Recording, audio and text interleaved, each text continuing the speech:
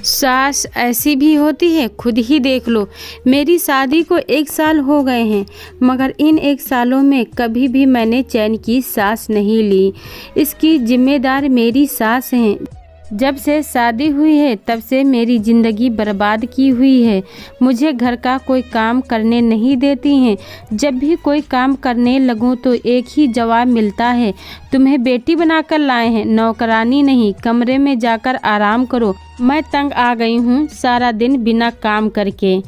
अब कल की ही बात ले लो। गर्मी के दिन है तो मैंने सोचा कि पेड़ के नीचे बैठूं, थोड़ा आराम करूं, लेकिन मेरी सासू माँ ने तो कमरे में ही एसी लगवा दिया।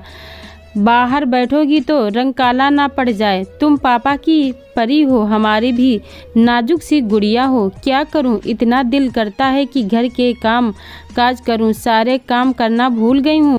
मायके जाऊं तो माँ डांट लगाती है कि ससुराल में हाथ बटाया करो।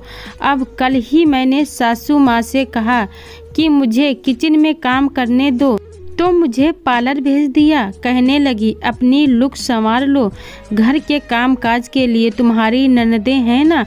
अब तीनों टाइम खाना कमरे में ही मिल जाता है और चाय भी। पति से शिकायत की तो पति कहने लगे, इस मामले में मैं कुछ नहीं कर सकता, मैं माँ से बात नहीं कर सकता, तुम्हें ही सब्र करना होगा।